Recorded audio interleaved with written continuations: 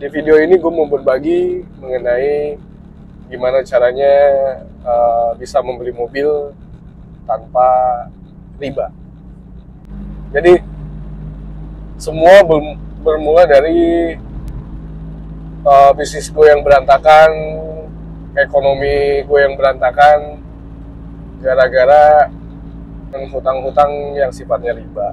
Ada beberapa cara maksudnya yang bisa kita lakukan. Yang paling sering kita dengar, yang paling sering kita dapatkan dari banyak orang adalah ditabung dulu aja duitnya. Begitu sampai di nominal yang kita butuhkan untuk beli mobil yang kita mau, baru deh kita beli mobilnya, ya kan? Misalnya harga mobilnya 200 juta, ya udah kita nabung aja 200 juta dalam berapa tahun. Setelah terkumpul 200 juta, baru kita beli mobil yang kita mau, gitu kan. Simpelnya seperti itu. Itu tidak salah, itu benar juga. Tapi di sini gue mau berbagi mengenai kondisi yang berbeda. Kalau kondisi tadi itu lebih ke orang yang mobil bukan hal urgent. Artinya hari-harinya sudah ditopang dengan kendaraan yang lain, misalnya motor atau kendaraan umum. Dan sekalipun sewaktu-waktu perlu mobil untuk acara keluarga, untuk mudik, atau untuk keperluan lainnya, itu bisa dijalani dengan rental atau grabcar atau gokar gitu ya. Jadi cuman perlunya sekedar accidental gitu ibaratnya. Nah, di kondisi seperti itu kan mobil nggak butuh-butuh banget. Jadi kita nabung dulu sampai uang terkumpul baru beli mobil, itu sangat visible. Tapi gimana caranya kalau mobil ini menjadi faktor dari usaha yang kita jalanin? Misal perlu mobil untuk angkutan barang, perlu mobil untuk angkutan orang, perlu mobil untuk warawiri sendiri, cari orderan, meeting, survei, dan lain sebagainya. Itu kan nggak bisa lepas gitu. Kalau kita maksain rental terus, kalau kita grabcar terus, gokar terus, biaya operasionalnya berapa? Nutup atau enggak gitu kan? Nah, di sini gue mau berbagi di kondisi yang seperti itu, karena gue ada di kondisi yang seperti itu. Yang bisa dilakuin dalam kondisi saat ini adalah kita cek dulu, kita punya saldo berapa, kita pernah punya budget berapa. Dan di sini kesampingkan dulu mengenai selera. Kita kesampingkan dulu mengenai pengen mobil yang kenceng, pengen mobil yang keren, yang interiornya mewah. Kita kesampingkan dulu hal-hal seperti itu. Kita fokus dulu ke budget. Yang gue lakukan saat itu adalah, misal gue punya budget berapa nih? Misalnya gue punya budget 30 juta. Nah, di 30 juta ini kita jangan habisin semuanya. Misal kita pakai buat beli mobilnya di 25 juta. Mobil 25 juta sekarang kita bisa coba cek OLX, ada mobil apa aja. Contoh, mobil yang gue pakai saat ini Peugeot 406. Terus ada lagi Peugeot yang lain, sedan, yang harganya di angka 20-an juta, bahkan mungkin di bawah 20 juta juga sekarang ada. Tapi tentunya PR-nya lumayan banyak. Nah, kira-kira mobil ini tuh udah masuk belum nih sama kebutuhan kita? Kalau misalnya memang masuk, oke, udah ambil. Kayak gue saat ini, gue beli Peugeot 406. Kategori gue, kriteria gue cuman sekedar mobil bisa jalan, AC-nya nyala, dan gak cepat overheat gitu ya, karena itu vital banget.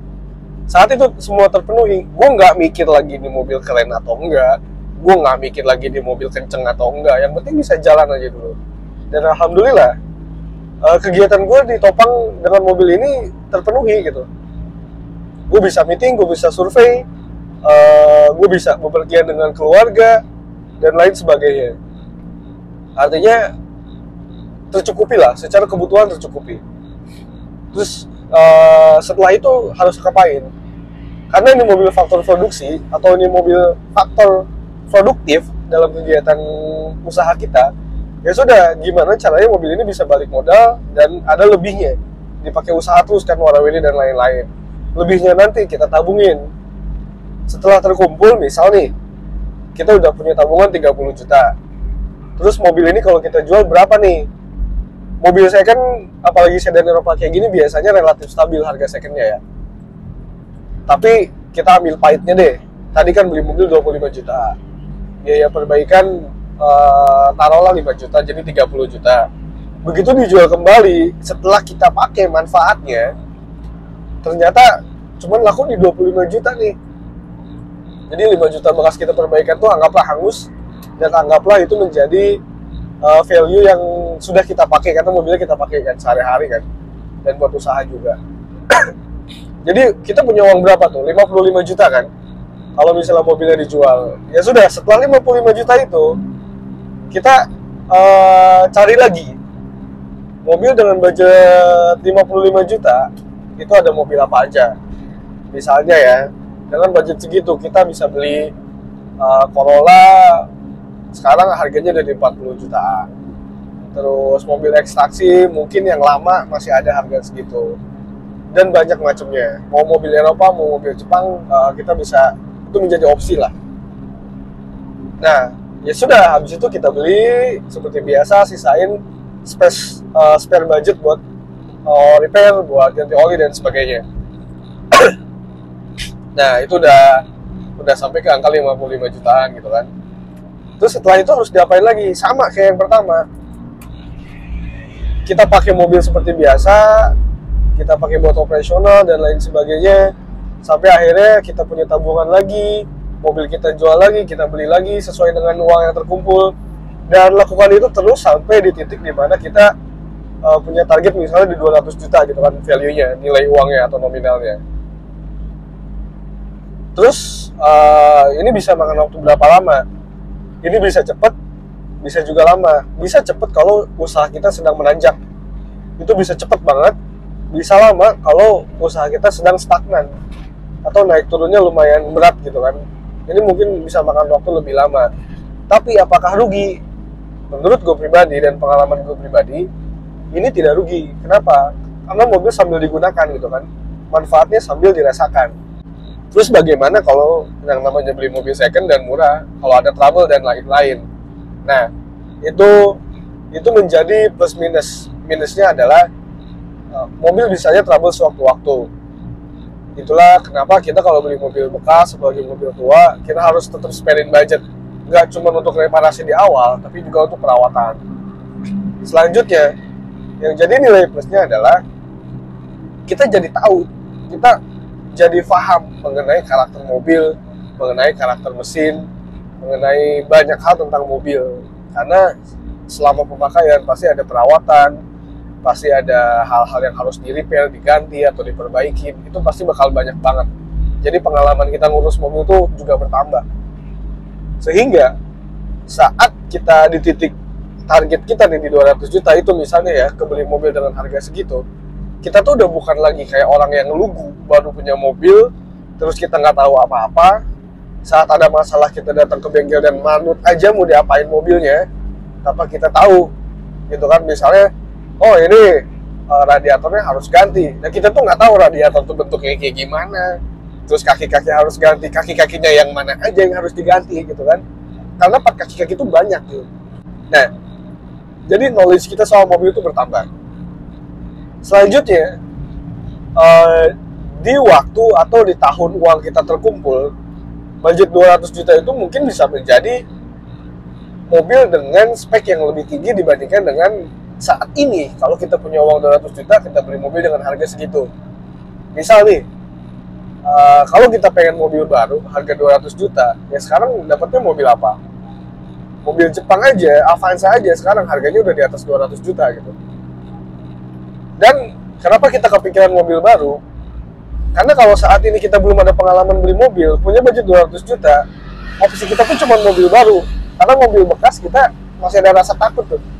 Rasa takut kalau tiba-tiba ada masalah. Karena knowledge kita soal mobil tuh masih kurang gitu. Dan mesti ngalamin hal itu. Gue ngalamin itu kebetulan. Nah, setelah kita ngalamin proses yang tadi, kan kita jadi ada pengalaman dan pengetahuan lebih soal mobil kan. Sehingga saat kita punya uang 200 juta, kita bisa beli mobil dengan kelas yang lebih tinggi, tapi budgetnya di angka segitu. Misal, BMW X90, versi 202 atau mobil Eropa yang lainnya, kita mungkin bisa berani ngambil mobil dengan kelas yang lebih tinggi. Karena apa? Kita tahu kalau misalnya ada masalah di part ini harus ke bengkel yang mana. Kalau misalnya ada part yang kayak gini harus dibenerin ke bengkel atau bisa sendiri. Itu kita udah ada bekal. Gitu. Jadi manfaat lainnya adalah ya pengetahuan, ya keahlian, ya pengalaman ngurusin mobil. Jadi kita banyak tahunya gitu. Ketimbang kalau misalnya kita saat ini tanpa pengetahuan soal mobil, terus beli mobil begitu aja gitu, itu akan sangat merepotkan gitu kan. Karena gue pernah ngalamin dulu, mobil gue tuh baru, mobilnya baru, karena gue nggak ada pengetahuan soal mobil. Begitu gue servis, bengkel bilang ini filter bensinnya ganti ya gitu. Dan filter bensin itu nggak murah. Saat itu gue pakai mobil Kia, gue main ganti, oh iya nggak apa-apa, karena gue pikir oh bengkel pasti lebih tahu gitu. Setelah gue cek dan gue bertanya-tanya ke banyak orang, itu kondisinya masih bagus, nggak perlu diganti gitu. Dan banyak hal lagi yang seperti itu. Jadi semoga pengalaman ini bisa bermanfaat dan kita bisa beli barang saat kita memang sudah siap. Kita bisa beli barang sesuai dengan kemampuan dan pengetahuan kita.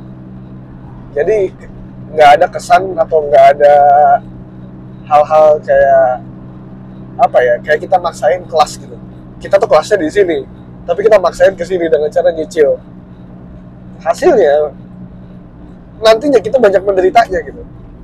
Terlebih lagi kalau kita nyicil mobil gitu ya, dengan cara cicil ke leasing, mungkin secara logika, oh gaji gue cukup kok, gaji gue 10 juta nih, cicilan mobil cuma 3 juta, sepertiganya doang gitu.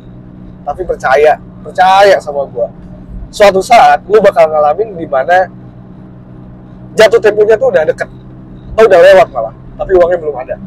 Yang nggak tahu kenapa. Percaya sama gue, pasti ngalamin momen-momen seperti itu. Gitu. Oke, terima kasih buat yang udah nonton sampai akhir. Di sini gue pure pengen berbagi supaya di antara kita nggak ada yang terjerumus ke dalam pedihnya akibat dari riba. Karena gue udah pernah ngalamin, dan gue berbagi karena gue pengen menebar informasi. Jangan lagi deh ada orang yang mengalami hal yang sama kayak gue. Ini nggak enak, ini pahit sumpah. Modal bisnis pakai cara yang riba, beli barang pakai cara yang riba, itu nanti di depan itu masalahnya tuh ada aja. Percaya sama gue, buktiin sendiri deh, atau nggak usah sekalian gitu. Oke, sampai jumpa di video berikutnya. Bye.